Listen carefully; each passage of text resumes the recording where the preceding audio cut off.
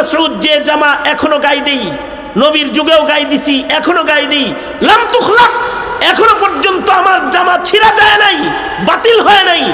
নবীর যুগের যেই বর্তনে খাবার খেয়েছি, লাম তুকসার, এখনো পর্যন্ত ওই বর্তন ভেঙে যায় নাই, সেই বর্তনে আজও খানা খাই। সেই কাপড় এখনো পরি যে বর্তনে নবীর সামনে খানা খেয়েছি, যে পোশাক পরে রাসূলের সামনে হাজিরা দিয়েছি। আর আমি জিন্দা থাকতে নবীর আমলের রং চেঞ্জ করে সুন্নতের রং থেকে বিদআতের রং লাগাবি, পাথর মেরে মদিনা থেকে বাইর করে দেব। আশিদ্দাউ আলাল কুফার। হযরত উসমান গনি রাদিয়াল্লাহু আনহু বাইতুল্লাহ শরীফের তওয়াফ করতেছেন। হযরত উসমান কাবার তওয়াফ করতেছেন। যারা বাইতুল্লাহ শরীফের তওয়াফ করতেছে, হযরত উসমানের ডানে বামে যারা বাইতুল্লাহ শরীফের তওয়াফ করতেছে, তাদের ভেতরে একজন হঠাৎ করে রুকনে ইয়ামানির ভেতরে যে চুমা বসায়া দিল।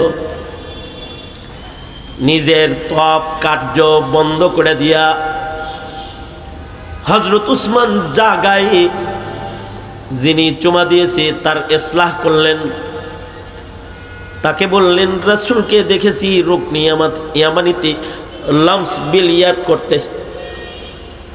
আল্লাহর রাসূল তওয়াফরত ডান হাত বাড়ায়া রুকনে ইয়ামানিতে ছুঁইয়া চলে গেছেন, কিন্তু কাছে দিয়ে গেলে শুয়ে গেছেন, লামস বিল ইয়াদ করেছেন। কিন্তু তুমি যে চুমা দিলা, এই চুমা কার কাছ থেকে শিখেছো? দেখেছি আল্লাহর রাসূল শুধুই মাত্র এক জায়গায় চুমা দিছে, হাজারুল আসওয়াদে নবী পাক চুম্বন করেছে, সাহাবীরা চুম্বন করেছে। এমনকি হযরত ওমর তো হাজরে আসওয়াদ বরাবর যায় বলতেন, এই হাজরে আসওয়াদ, আমি জানি তুই একটা পাথর, তোর কোনো শক্তি নাই, সকল শক্তি আমার মালিক আল্লাহর। কিন্তু এরপরেও আমি উমর, তুই পাথরের উপরে যে চুম্বন করতেছি, তোর শক্তি আছে এজন্য না, আমার রাসূল চুম্বন করেছে বিধায় তোকে চুমা দিয়া তওয়াফরত আমি আমার নবীর অনুকরণ করতেছি। আমি জানি তুই একটা পাথর, তোর কোনো শক্তি নাই। চুমা আল্লাহর রাসূল শুধুই মাত্র হাজরে আসওয়াদে দিছেন, মুলতাজাম ধরে আল্লাহর রাসূল দোয়া করেছেন। তওয়াফরত আল্লাহর রাসূল রুকনি ইয়ামানিতে লামস বিল ইয়াদ করেছেন। আল্লাহর রাসূল তো চুমা দেয় নাই, তুই চুমা বসাইলি, এটা কার কাছ থেকে শিখলি? সামান্যতম খেলাফি সুন্নাহ একটা বিষয় সাহাবী বড় মজবুত। আশিদ্দাউ আলাল কুফার, কুফরের বেলায় সাহাবীরা বড় মজবুত। আমাদের সামনে তো শিরিক করে, আমরা তাও মানা করি না। আমাদের সামনে বদ্দিনী প্রতিষ্ঠা পেয়ে যায়, দিন মাগলুব হয়ে যায়, বদ্দিন গালেব হয়ে যায়। আমরা আমাদের জবান খুলি না, আমরা দিনের মজবুতিকে প্রকাশ করি না। দিনের বেলায় আমরা শিথিলতা অবলম্বন করি। যেমন দিনের বেলায় আমরা কতটা শিথিল, এই যে মুসলমানদের উপরে অত্যাচার চলছে আর ইসরায়েল পণ্য এখনো পর্যন্ত বাংলাদেশের মার্কেটে চলে, আমরা শিথিল মুসলমান বিধায় এটা হয়। সাহাবীদের মতো মজবুত মুসলমান যদি থাকতো, তাইলে এক রাত্রিতে সব পণ্যগুলোকে ডাস্টবিনে ফেলে দেওয়া হতো। বাংলাদেশের মার্কেটে এগুলো চলতো না। আমরা কুফরের বেলায় সফট কর্নার। আমি আর মুফতি হাবিবুল্লাহ মাহমুদ কাসিমি ভাই, আমরা দুইজন উত্তরবঙ্গ থেকে আসতেছি, এক হোটেলে খাবারের জন্য ব্রেক করছি। তো খাবারের জন্য ওখানে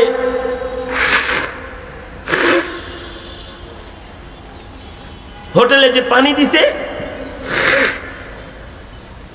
পানি হলো কিনলে পানি। তো আমরা বললাম আমরা কিনলে পানি খাই না, বাংলা পানি আনো। তো ওরা বলল কোকাকোলা পেপসি গ্রুপের পানি ছাড়া আমাদের হোটেলে অন্য আর কোনো পানি নাই। তা আমরা বললাম তাহলে আমরা এই পানি খাবো না, আমরা বাহির থেকে পানি কিনে এনে খাচ্ছি। তা আমরা বাহির থেকে বাংলাদেশি কোম্পানির পানি কিনে এনে খাচ্ছি, পাশের টেবিলে স্বামী স্ত্রী দুইজন খানা খায়, তাদের আওয়াজ আমাদের কান পর্যন্ত আসে, এতটাই কাছে তারা। তো বিবি তার জামাইরে বলতেছে যে তুমিও মুসলমান, এই হুজুরগুলোও মুসলমান, তোমারে দিল ঘাটঘাট ঘাটঘাট করে পেপসিও খাইলা, আর ওনারা পেপসি কোম্পানির পানিটাও খেলো না। এই স্বামী স্ত্রী দুইজন কিন্তু একই বিছানায় ঘুমায়, একই পাতিলের রান্না খায়, কিন্তু মানসিকতার ভেতরে কিছু পরিবর্তন আছে। সেটা হলো বিবির ইমানটা একটু ভালো, আর স্বামী যে সে একটু সফট কর্নারে আছে।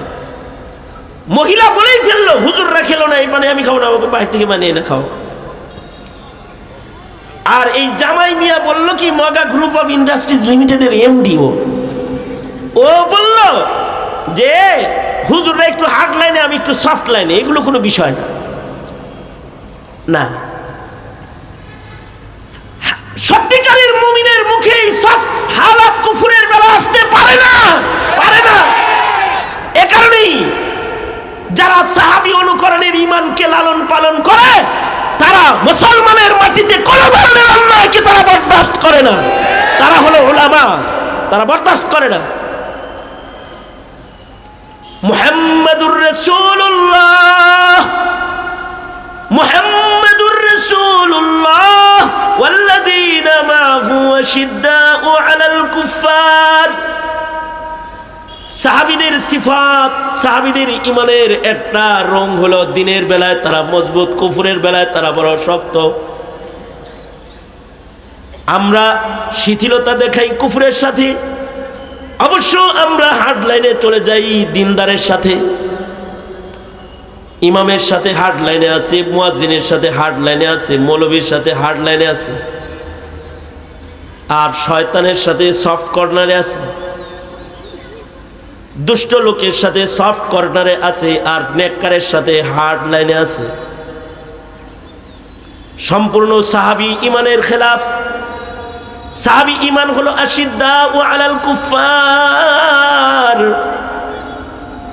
এ কারণে সাহাবীদের হায়াতে এক জাররা বিদআত প্রতিষ্ঠা পায় নাই। আমাদের চোখের সামনে শিরক প্রতিষ্ঠা পেয়েছে, কিন্তু সাহাবীদের সামনে এক জাররা বিদআত প্রকাশ পায় নাই, প্রতিষ্ঠা পায় নাই। আব্দুল্লাহ ইবনে মাসউদ রাদিয়াল্লাহু আনহু মসজিদের নববীতে প্রবেশ করেছেন ইশরাকের নামাজ পড়তে। সকালবেলায় মসজিদে ঢুকে দেখে যে মসজিদের ভিতরে এক দল জামাতের সাথে ইশরাকের নামাজ পড়বার লাগছে। হযরত আব্দুল্লাহ ইবনে মাসউদ বলে, এই সূর্য ওঠার পরে এটা তোমরা কিসের জামাত করতেছো? ফজর পড়ো নাই? পড়ছি, এটা ইশরাকের জামাত করি। হযরত আব্দুল্লাহ ইবনে মাসউদ বললেন, সাহিবুন নালাইন আব্দুল্লাহ ইবনে মাসউদ বলেন, সরওয়ারে দু আলম নবীকে ইশরাকের নামাজ আমি পড়তে দেখেছি। অবশ্যই ইশরাকের নামাজ একটা ফজিলতপূর্ণ নামাজ। ইশরাকের নামাজ কত ফজিলতপূর্ণ নামাজ। কিছু কিছু আমল আছে, আমলগুলো ছোট কিন্তু সওয়াবগুলো বড়। টাকা নাই, পয়সা নাই, কিন্তু হজের সওয়াব কামাই করার কিছু আমল আছে। রিকশাওয়ালা বিমানের টিকিট কেটে উমরায় যাওয়ার টাকা নাই, হজ করার টাকা নাই, কিন্তু হজের সওয়াবের কিছু আমল আছে। যেমন মা বাবার চেহারা যদি সুনজরে কেউ একবার তাকায় তো কবুল হজের নেক জমা হয়ে যায়। সুবহানাল্লাহ। আগামীকালকে বললেন, হ্যাঁ জোরে বলেন, জোরে বলেন, জোরে আওয়াজ করে বলেন সুবহানাল্লাহ। মা বাবার চেহারা যদি সুনজরে তাকায় দেখে কবুল হজের নেক জমা হয়ে যায়। কেউ যদি একবার দেখে তো একটা কবুল হজের নেক জমা হয়। সাহাবী বলে, সরওয়ারে দু আলম যদি কেউ বারবার দেখে তাহলে কি বারবার কবুল হজের নেক জমা হয়? আল্লাহর রাসূল বলেন, বারবার দেখলে বারবারই জমা হয়। অর্থাৎ কোনো সন্তান যদি তার মা বাবার চেহারার দিকে এক নজর তাকায় তাহলে কবুল হজের নেক জমা হয়। যাদের মা বাবা আছে এই হাদিস স্মরণ করে করে পিতামাতারা যদি কেউ দেখে, সে কোনোদিন মা বাবার চেহারার দিকে তাকায় চোখ গরম করতে পারবে না। তার যদি এই হাদিস স্মরণ থাকে তো সে মুস্কি হাসি দিয়া মায়ের দিকে বাবার দিকে রহমের দৃষ্টিতে তাকায় সবটা লয়ে লইব। কারণ এটা একটা হজের সব ডেলিভারি ফ্যাক্টরি, যে কয়বার নজর পড়বে আর ওই কয়বার করে কবুল হজের নেক আমল নামায় জমা হতে থাকবে। আমাদের আকাবির বুজুর্গরা তো এই হজকে কখনো কখনো বাইতুল্লাহর জিয়ারতের হজের উপরে প্রাধান্য দিয়েছেন। জাস্টিস তাকি উসমানী দামাত বারকাতুহুম উনি লিখেছেন, ওনার খুতবাতে আছে যে মুফতি আজম শফি রহমতুল্লাহ আলাইহি জিন্দেগীর শেষ মারহালায় যখন মরজে মৌতে আক্রান্ত,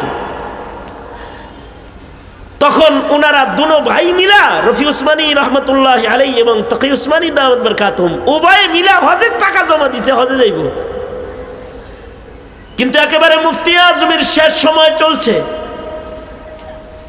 দুই ভাই মিলা ওনারা দুজনে হজের ফ্লাইট ক্যান্সেল করে দিলেন। ভিসা লাগছে, হজের টিকিট হয়ে গেছে, কিন্তু তারপরেও টিকিট ক্যান্সেল করে ওনারা ঘরে রয়ে গেলেন। কিন্তু আল্লাহর কি কুদরত যে মুফতি আজম শফি রহমতুল্লাহ আলাইহি খুব কাতর হয়ে গেলেন, আবার একটু সুস্থ হইলেন মাঝখানে। মৃত্যুর আগের সুস্থতা এটা, মরার আগে মানুষ একটু সুস্থ হয়। কিছুটা সুস্থ হইছেন পরে কথা কয়। তোকে উসমানী রফি উসমানীকে বলে, কি ব্যাপার, আজকে ঈদুল ফিতরের দিন, তোমরা দুই ভাই বাড়ি কেন, তোমরা না হজে যাওয়ার কথা? তোকে উসমানী দামাত বারকাতুহুম বলে, আমরা দুই ভাই মিলা বললাম আমাদের হজ তো ঘরে, এখানেই তো হজ আছে, ওই হজ করে কি করব, এই হজ যদি হারায় যায়, এ কারণে আমরা ওই হজকে বর্জন করেছি।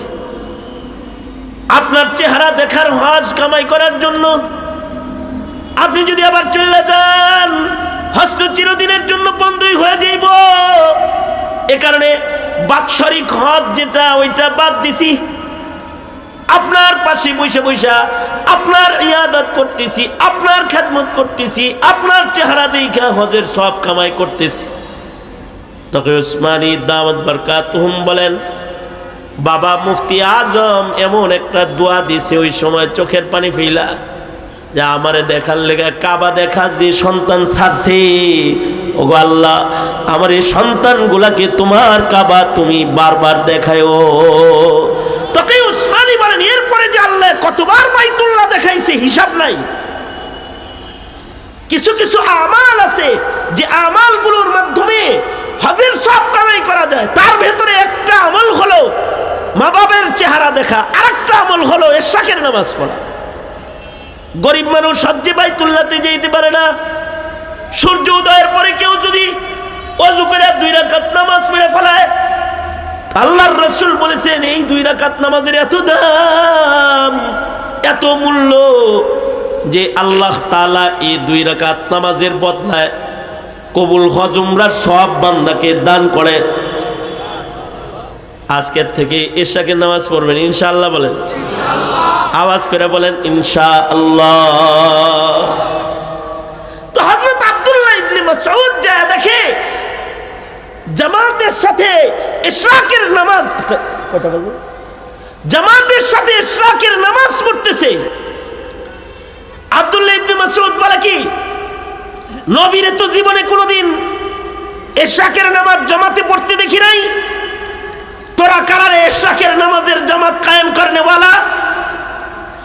এটা একাকি পড়ার নামাজ, রাসূল সব সময় একা পড়েছে, আর তোরা এটার জামাত কায়েম করছস। তোরা তো বেদাতি ছোটখাটো না রে, তাও মসজিদে নববীর ভেতরে। এই আমি ইবনে মাসউদ যে জামা এখনো গায়ে দেই, নবীর যুগেও গায়ে দিছি, এখনো গায়ে দিই, লাম তুখলাক, এখনো পর্যন্ত আমার জামা ছিঁড়া যায় নাই, বাতিল হয় নাই।